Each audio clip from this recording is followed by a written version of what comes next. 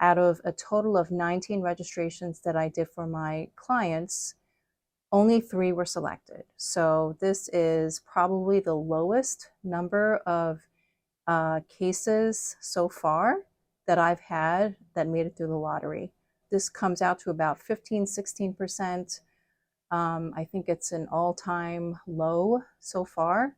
A lot of my other colleagues have even been reporting that they received 0 selections out of all the clients that they helped to file registrations for. So this is a huge problem. It's just a sign of how broken down the immigration system is.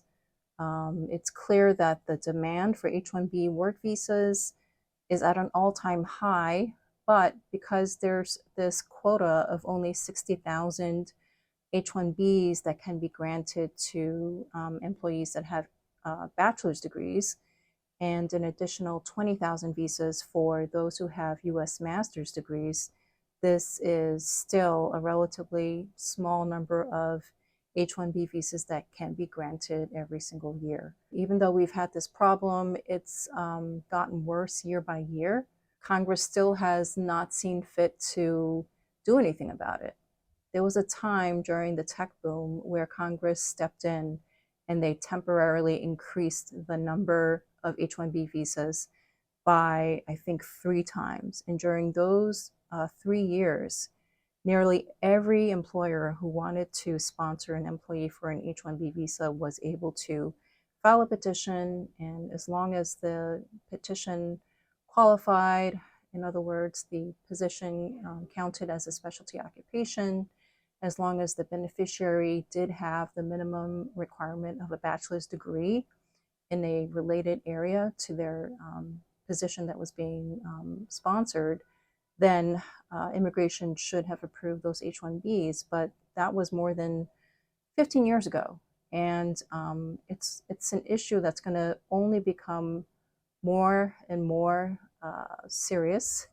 By next year, I can't imagine how much lower the percentages of cases that are selected in the lottery will even get. I don't know where Congress is with this, but it's clear that there's a huge demand. We're losing top talent, right? A lot of international students come to the United States specifically to receive an education. They know how prestigious having an American education here is.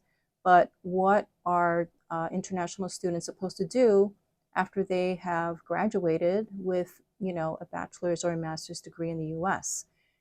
They do have OPT, which allows them to work in the US after they graduate, but that's only temporary, right? So I have some clients who this was their second year trying for the lottery, and none of those clients were selected.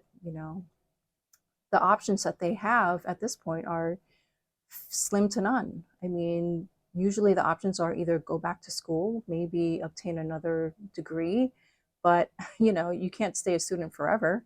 It's not inexpensive, right? A lot of international students don't have unlimited resources where they can just cover the cost of tuition easily. Short of that, then there are some other work visa options, but not everybody's going to qualify for an O1 extraordinary ability visa, right? Especially if you're a recent graduate, it's hard to reach that pinnacle, right? Where you've just started out on your career.